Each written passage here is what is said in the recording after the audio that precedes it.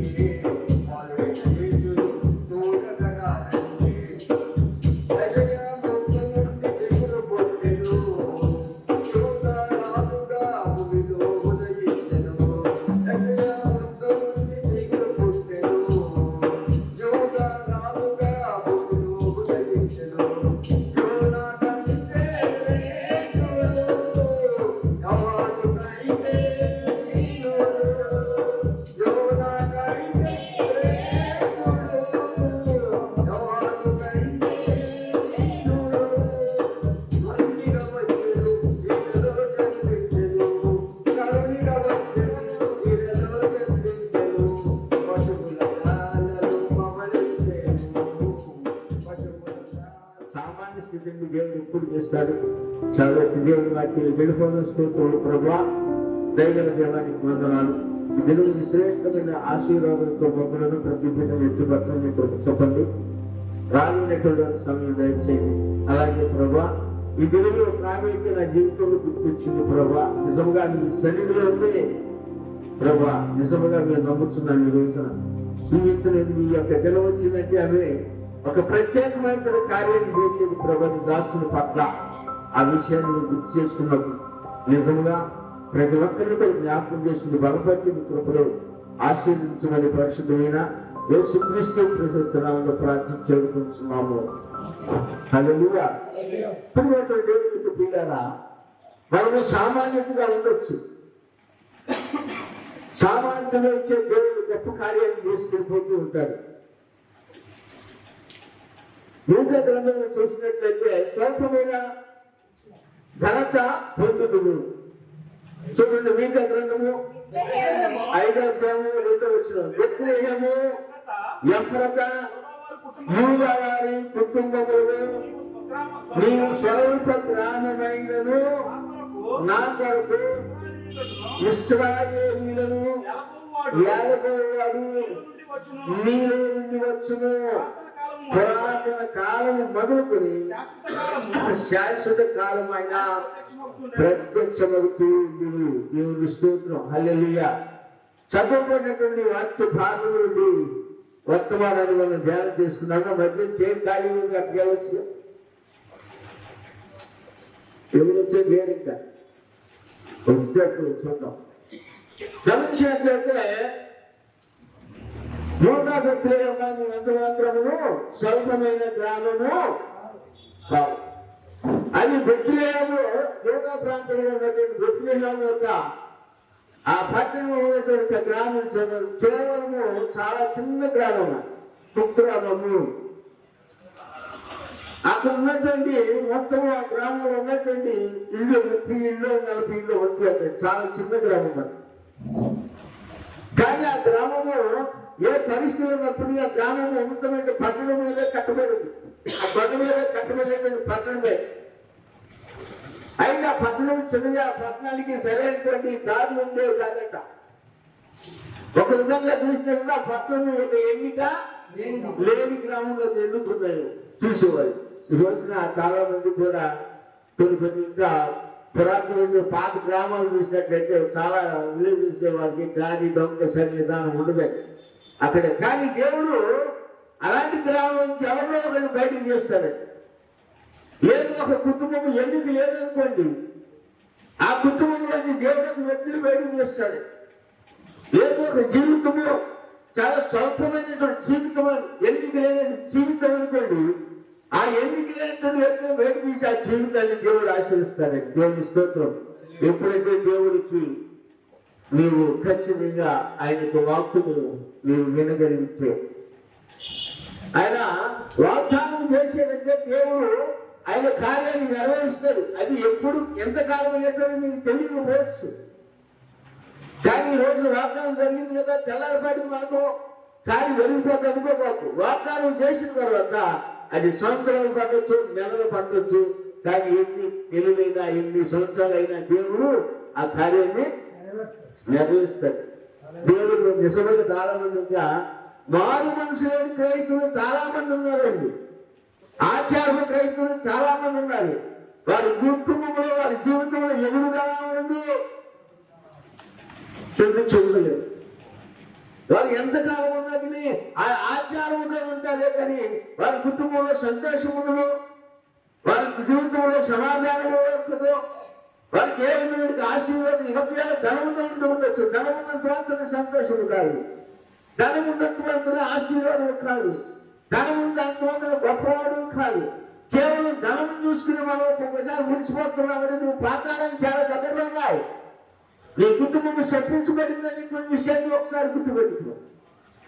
నువ్వు ధనాన్ని చూసుకుని నాకేం తెలియదు స్వభావం, ఒక అహంకారం, ఒక ధనం వచ్చిందంటే నీవు పాతాళానికి దగ్గర ఉన్నావు, నశించిపోవడానికి దగ్గర ఉన్నావు.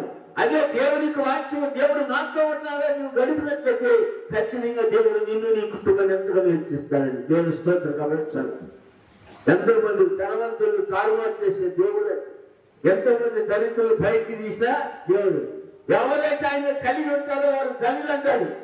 యెహోవాను కలిగినటువంటి వారు ధనులు అని చెప్తున్నారండి. దేవుని వాక్యం కలిగినటువంటి వారు ధనులండి.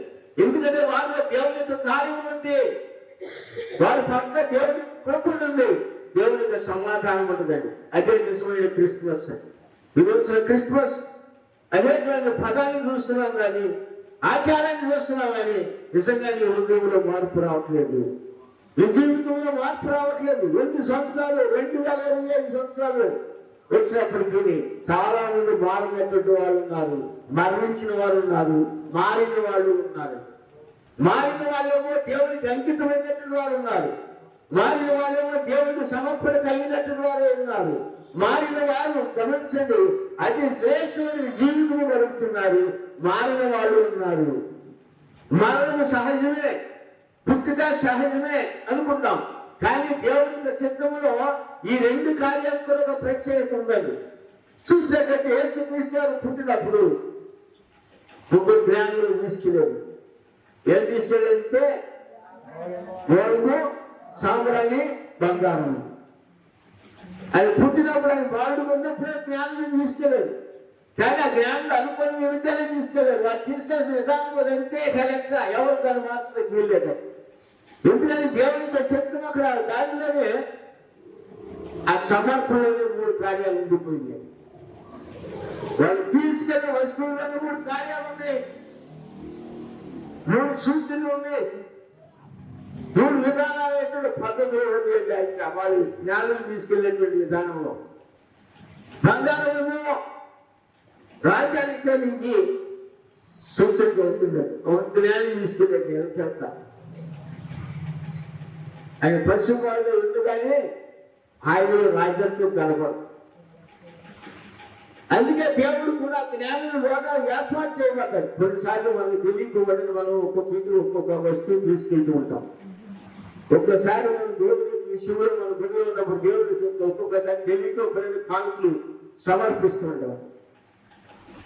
తెలియకోకూడని కొంతమంది అయితే అంత త్యాగం చేయలేదని కూడా చేసేవాడు ఉన్నారండి. కొంతమంది ప్రతిదానికి అబద్ధం ఆడేవాళ్ళు ఉన్నారు, కొంతమంది ప్రతిదానికి యథార్థం కలిగిన వాళ్ళు ఉన్నారు. రెండు ఉన్నాయి. ప్రతిదానికి యథార్థం కలిగిన వాళ్ళు ఆశించబడతారు, ప్రతిదానికి అబద్ధం ఆడేవాళ్ళు అనగారిపోతారు. ఈ రెండు ఉంది. అందుకని కొంచెం తెలియకోకుండా కొన్ని కార్యక్రమం ద్వారా దేవుడు చేయించుకెళ్ళిపోతాడు. ఎందుకంటే జ్ఞానం ఉన్నాడు, ఒక జ్ఞాని బంగారాన్ని తీసుకెళ్తున్నాడు. ఆ జ్ఞానం బంగారాన్ని తీసుకెళ్తా బంగారం వేడికి అయితే అక్కడ సూచన రాజాని గారికి సూచన చూసాడు. దేవుడు చెప్పడా అనొచ్చు, అయ్యా యేసుక్రీస్తు చెప్పారు ఆయన కాదు, ఆయన ఎప్పుడు పసిపాడుగానే. కానీ దేవునికి వారికి హృదయాన్ని దర్శించినప్పుడు తాకినప్పుడు ఆ యాత్ర వాళ్ళని తాకినప్పుడు అక్కడ చూడమ్మా వాళ్ళకు ప్రేరణ కలిగింది.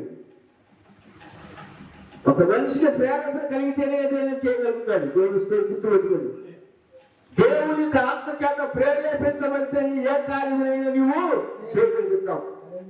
దెయ్యము ఆత్మ కలిగి ఉన్నావంటే ఖచ్చితంగా ఏ కార్యం చేయాలి, అన్నిటికీ ఆటంకమే. అన్నిటికీ నీ కుటుంబం అన్ని సోదరులే, ఏ ఘనత ఉండదు, ఏ పరిస్థితి ఉండదు. కానీ ఉంటావు నీ మనసులో నాకేంటి అనుకుంటావు, నీకేంటి అనుకోవు, ఏదో ఒక దినాన్ని దెబ్బతింటాం పరిస్థితి. అందుకని ఎప్పుడు కూడా మనిషి తను సామాన్య స్థితులను చూసుకుని ఎంత ధనికుడైనా, ఎంత గొప్పవాడైనా, ఎంత రాజు, ఏ పరిస్థితులు ఉన్నా సరే తన సామాన్య స్థితిలో మనం చూసుకోవాలి. ఇప్పుడు ఈ గ్రామం చూసినట్టయితే ఒక సామాన్యమైన గ్రామము, యూదా బెత్లెహేము గ్రామము గమనించినట్లయితే స్వల్ప గ్రామమైనను నా కొరకు ఇశ్రాయేలీయులను పరిపాలించేవాడు నీళ్ళలో కాయస్తున్నాడు. దేవుని స్తోత్రం. అందరూ ఆ గ్రామాన్ని వెళ్ళిపోయారు లేని స్థితిలో చూసేది. ఆ గ్రామం ఏముంది, ఆ గ్రామంలో ఎవరున్నారు, ఏముంది, 30 కుటుంబాలు అనుకుంటాం. కానీ అక్కడే ఒక కార్యం జరగాల్సి వచ్చింది. దేవుని స్తోత్రం. గుర్తు పెట్టుకోండి. ఒక్కొక్కసారి ఇక వారి కుటుంబం ఏమన్నా చాలా ఎన్నిక లేనటువంటి కుటుంబం లేదా దావిగా నిలవంటాడు. అయ్యా ఎన్నిక లేనటువంటి నా గోత్రము, ఎన్నిక లేని గోత్రంలో ఎన్నిక లేని కుటుంబము, ఎన్నిక లేనటువంటి కుటుంబం వచ్చి నేను ఎన్నిక లేని వాడిని, మీరు ఎంత రాజు వేచించలేను అన్నదా. మనం ఏమి ఉంచుకుంటాం, మన స్వభావం ఏంటి, స్థితిగతులు మారి అంటే ప్రతిష్ట మారిపోతుంది, మన ఆలోచన మారిపోతుంది, మన క్రియలు మారిపోతాయి, మనకున్న విధానాలన్నీ మారిపోతాయి. దేవుడికి విరోధమైనటువంటి ఒక్కొక్క చెంతకైపోతాం. ఇది రియలండి. ఎందుకంటే నీకు తెలియకు ఉన్నదే నీలో అపోహ కార్యాలు చేసేస్తుంది. మనకు తెలియకు ఉన్న మన జీవితంలో అపోహ కార్యాలు చేసేస్తుంది. అందుకని నీకు ఏ స్థితిలో ఉన్నా, ఎంత ఘనత కలిగినా, ఎంత పేరు కలిగినా, ఏ పరిస్థితిలో ఉన్నా సరే దేవుని విషయంలోనూ నీ విషయంలో కూడా సామాన్యతగానే ఉంది. ఆకాశములు పట్టుదాలని దేవుడు ఒక సామాన్యుడు మరే గర్భంలో ఒక తను సృష్టించుకొని దేవుని యొక్క కుమారుడుగా, దేవునిగా, సృష్టికర్తగా, ఎలోహిముగా ఆయనే రావాల్సి వచ్చింది. దేవునితో గుర్తుపెట్టుకోండి. ఎవరి కొరకు అంటే మీ కొరకు, నా కొరకు, లోకములో ఉన్న పాపములు ప్రతి ఒక్కటి. ఈరోజు క్రైస్తవులు గమనించదు, తొలి పాపులు కాదండి తడి పాపులు అవుతున్నామని. మార్పు చెందకోకుండా మారు మనసు లేకుండానే బాప్తిసం తీసుకుంటే వారు ఈరోజు చాలా మంది. కానీ వారి జీవితాల్లో మార్పు రావట్లేదు, వారి క్రియలో మార్పు రావట్లేదు, వారి పద్ధతిలో మార్పు రావు, వారి ఆలోచన మార్పు రాదు, వారి కుటుంబంలో వారు మార్పు రాదు, వారు నడిచే నడక విధానంలో, నడక నీ నడక కాదండి, వారికి ప్రవర్తన అనేటువంటి నడకలను, వారికి ఆలోచన, వారికి స్వభావం గమనించండి. ఎక్కడ కూడా మార్పు రాదు. కానీ బాప్తిసం తీసుకుంటాం, రక్షణ పొందుతాం, దానివల్ల ఉపయోగం లేనటువంటి జీవితాలే. వారిలో క్రిస్మస్ ఆచరించిన క్రిస్మస్ ఉంది, కానీ వారికి మార్పు కావాలి. క్రీస్తును ఆరాధించాలి, వాక్యానికి భయపడాలి. ఈ జ్ఞానిలో భయపడి తీసుకెళ్ళారు. ఈ జ్ఞానిలో వెళ్ళటానికి వెళ్తే వారు సమర్పణ కలిగిన స్థితిని తీసుకెళ్ళి ఒక ఆయన బంగారాన్ని తీసుకెళ్ళాడు, ఒక ఆయన బోళాన్ని తీసుకెళ్ళాడు. బోళం దేవుడికి మరణాన్ని సూచించాడు, శ్రమలను సూచించాడు.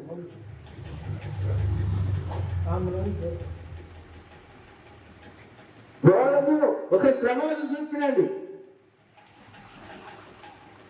ఒక జ్ఞానేశ్వరు అయితే బోళాన్ని తీసుకెళ్ళాడండి. ఒక జ్ఞానం ఉన్నాడు, ఇంకో జ్ఞానం అయితే సాంప్రాన్ని తీసుకెళ్ళాడు. వ్యాధి చెప్పాలి. ఈ 3 గుణ లక్షణాలు ఆ బాలుడిలో ఉన్నాయి. ఈ 3 గుణ లక్షణాలు ఆ ఎప్పుడన్నా గ్రామంలో యొక్క స్వల్పమైన గ్రామంలో ఆ వ్యక్తి లేవాల్సి వచ్చింది. చూడండి, ఆ వ్యక్తి ఎప్పుడైతే అక్కడ జన్మించాడో ఆ గ్రామానికి ఒక తలమానికి పరిస్థితిగా ఎన్నుకోబడింది. దేవుని స్తోత్రం. ఒక్కొక్కసారి నువ్వు క్రీస్తుని కలిగి ఉన్నావంటే నేను అంత తలమానికి ఉంటావు. ఒక్కసారి అందరికి వస్తూ నువ్వు వాక్యమును కలిగి ఉన్నావంటే నువ్వు ఎలాంటి వ్యక్తి? నక్షత్రంతో సమానము. అబ్రహాము సంతానం, అబ్రహాము బయట తీసుకొని చూపిస్తున్న నక్షత్రాలు, నక్షత్రం దేంట్లో వెలుగుతూ సూచన చూపిస్తుంది. చీకటిలో ఉన్నటువంటి వారికి వెలుగుగా, నీ చుట్టూ ఉన్నటువంటి అంజలికి ఒక వెలుగుగా నీవు ఉండాలి. ఒక మాదిరి కలిగి ఉండాలి. ఒక క్రైస్తవ జీవితం కలిగి ఉండాలి. ఒక ప్రార్థన కుటుంబంగా కలిగి ఉండాలి. ఒక దేవునికి భయభక్తులు కలిగిన కుటుంబంగా ఉన్నప్పుడే నీవు ఆ చుట్టూ ఉన్నటువంటి అన్ని జనులకి నువ్వు ఎలా ఉంటావంటే ఒక నక్షత్రంలో ఉంటావు. అంతేగాని నీ క్రియల్లో మార్పు రాదు, నీ ఆలోచనలో మార్పు రాదు, ఏమి రాకుండా నువ్వు ఎలా నక్షత్రం ఉంటావు. వెలుగు వేరు, తలుపు వేరు. వెలుగు వేరు, తలుపు అనేటువంటి అది ఎక్కువసేపు ఉండదండి. తలుపు అనే క్రైస్తవ జీవితం అది ఎక్కువ టైము ఉండదు. వెలుగు ఎప్పుడు కూడా నిరంతరం ఒకేలాగా ఉండదండి. ఆ వెలుగు ప్రకాశించినప్పుడు ముడిసే వరకు కూడా వెలుగు వెలుగుగానే ఉంటుందండి. ఈరోజున క్రైస్తవులు కొంతమంది వెలుగుగానే ఉంటున్నారు, కొంతమంది తలుపుగానే ఉంటున్నాము.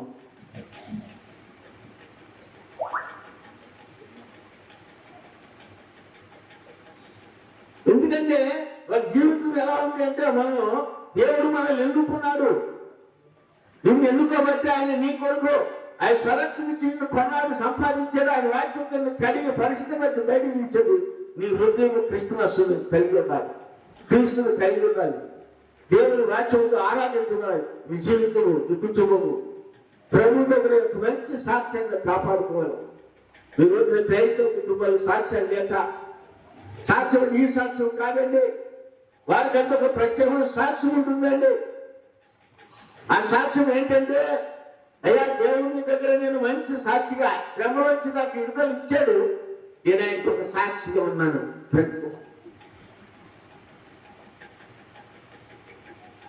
బ్రతికినా చనిపోయిన దేవుని కొరకు అనేటువంటి ఒక సాక్షిగా మనం నిలబడాలి. మన క్రైస్తవ జీవితానికి అది మాదిరి. మన విశ్వాస జీవితం ఎలా ఉంది? మాదిరి లేదు. విశ్వాస జీవితానికి మాదిరి లేదు. క్రైస్తవ జీవితానికి మాదిరి లేదు. పిలువబడటానికి దేవుడు అనేక మంది పిలిచాడు, కానీ ఆ పెళ్లి విందులో రుచి చూడటానికి ఎవరో ఒక్కడే అంటారు.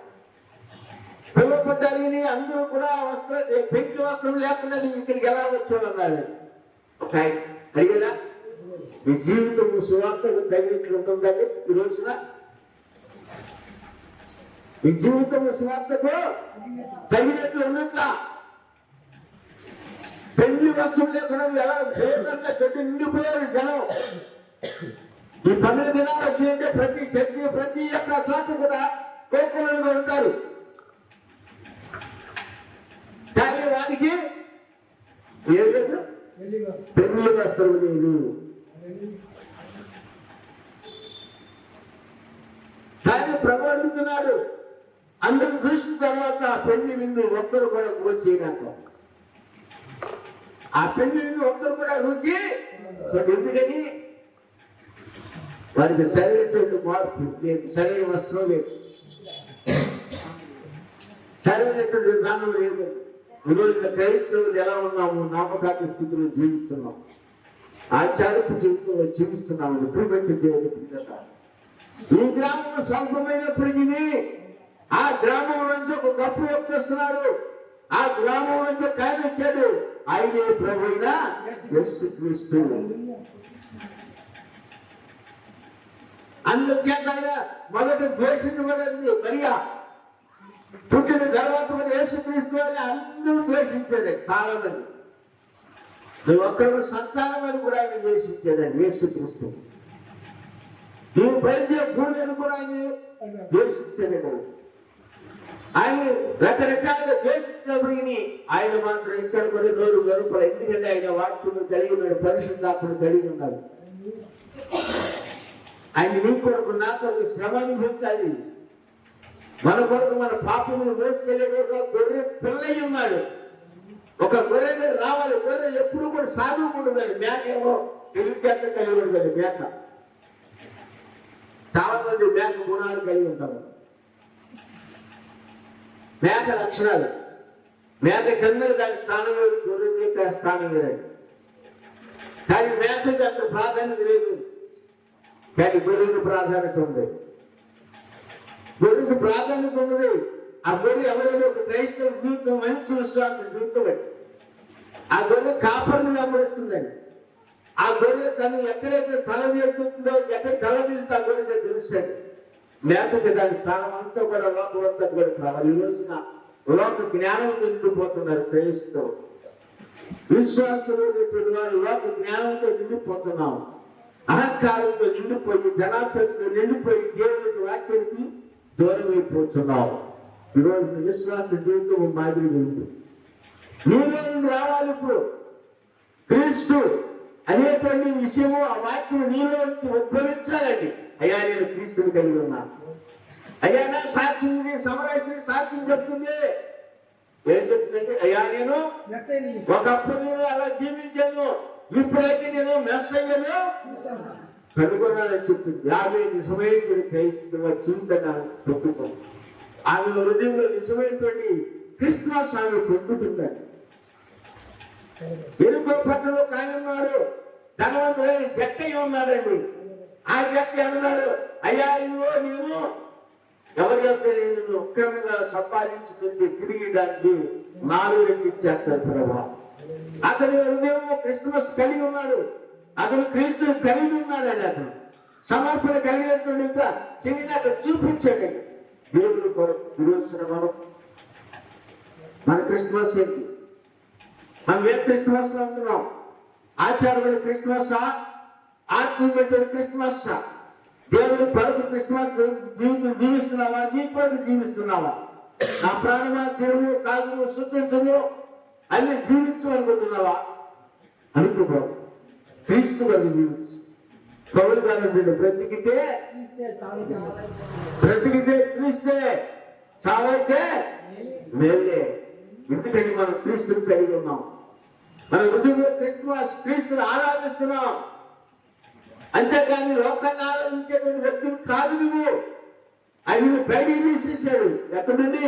చీకటి జీవితంలోంచి, మరణాంధకారంలోంచి, అంధకారంలోంచి, పాపంలోంచి, ఐగుప్తులోంచి నీ జీవితాన్ని మార్చాడు. నీకు రక్షణ ఇచ్చాడు. ఆ రక్షకుడే నీ కొరకు నా కొరకు భూమి మీదకి రావాల్సి వచ్చింది. దావీదు పట్టణంలో నేను రక్షకుడు రోజు మన పడుకుంటున్నాడు. రోజున ఆ యొక్క వాక్యం హృదయం ఒకసారి భద్రం చేసుకో, గుర్తు చేసుకో, మననం చేసుకో, నెమరు చేసుకో. కొన్ని చోట్ల మనం వెళ్తాం, ఒక కిరాణా షాప్కో ఏదో ఒక షాప్కి వెళ్ళినప్పుడు ఆ షాప్ కూడా ఒక బోర్డు ఉంటుందండి. వాళ్ళు ఏమని పెడతారంటే అప్పు రేపు అని పెడతారండి. సరే వెళ్ళినటువంటి వ్యక్తి వాళ్ళ అప్పు ఎవరికైతే రేపు ఇస్తారు కదా, వెళ్తాడు, రేపు వెళ్తాడు. మళ్ళీ అక్కడ ఏముంది? మళ్ళా రేపు అడుగు. ఒకవేళ ఇవాళ కూడా ఎవరు మరొక రేపు అని మళ్ళా వెళ్తాడు. మళ్ళా ఏముంటుంది? మరి తన జీవితం అంతా కూడా నీ అతను ఎన్ని దినాలు వెళ్ళినా అక్కడ ఏముంటుంది? అప్పు రేపు, అప్పు రేపు, అప్పు రేపు. ఇక అతను తీసుకుపోడు. ఆయనకి ఎప్పుడు ఇంతేలేదు. గమనించండి, నేడు దావీదు పట్టణం నుండి నేడు నక్షత్రుడు నేడు అనేటువంటి పదాన్ని రోజు నువ్వు గుర్తు చేసుకో.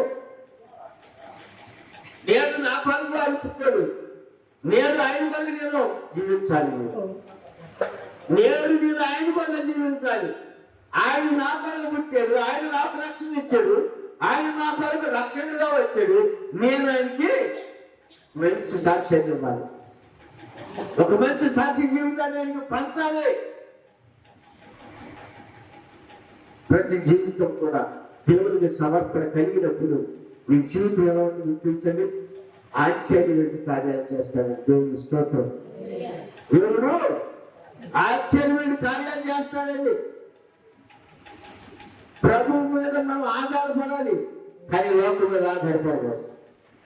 అబద్ధాన్ని మాత్రం పోషించి నేను చెప్తున్నాను ఖచ్చితంగా, అబద్ధం అనేటువంటి దేవుడికి అసహ్యమైంది.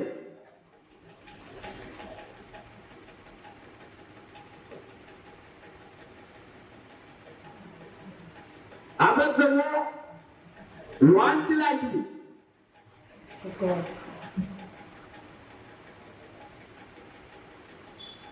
నిజమని చెప్తుంది. గుర్తు చేసుకో ఒకసారి.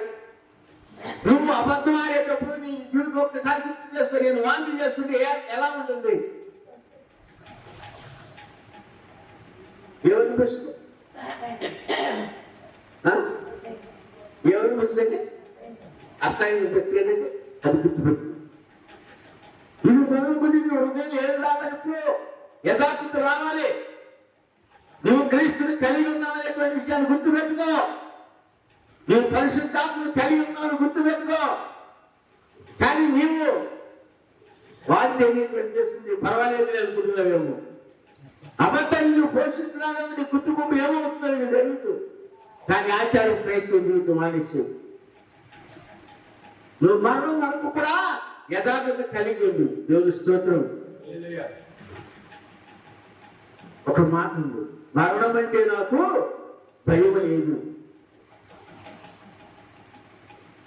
మరణం అంటే నాకు భయం లేదు. పవన్ గారంలో మరణమాన్ని ముందు ఎక్కడ అన్నారండి? నీకన్నా నాకన్నా పవన్ గారు పోటీసుకోడు ధనవంతుడు ఆ కాలంలోని. కానీ ఈ కాలంలో మన పరిస్థితులను చూస్తే ఎందుకు పనికిరాని స్థితిలో మనం అన్ని అబద్ధాలు రాక పుడుతుంది. నిజంగా నేను చెప్తాను, నువ్వు క్రిస్మస్ కాదు. ఎప్పుడే నీ వాగ్దానం చేసి ప్రభా ఈ నిజం నుండి నేను నా జీవితంలో నేను అబద్ధాలను, అదే నాకు క్రిస్మస్.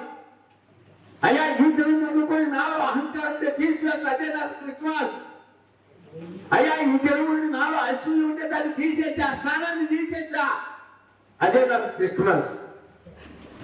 ఈ జన్మ నుండి నాలో వ్యసనం ఉంది, ఆ వ్యసనాన్ని తీసేసుకున్నా, ప్రేమించేది గొడవించేసి, అదే నాకు క్రిస్మస్.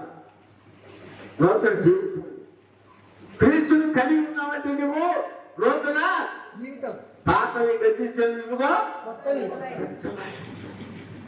ఎల్లకాలం కూడా నువ్వు సంవత్సరాల తరబడి సంవత్సరం క్రిస్మస్ వెళ్ళినప్పుడు కూడా ఆ ఒక్కరోజు నిర్ణయం చేసుకుని మళ్ళా మొదలెట్టేస్తాం, మళ్ళా మొదలెట్టేస్తాం, మళ్ళా అబద్ధము, మళ్ళా మోసము, మళ్ళా అహంకారం, మళ్ళా హింస, మళ్ళా స్వభావ లక్షణాలు ఇవన్నీ కూడా నీతో మళ్ళా వెంబడి చక్రం వెంబడి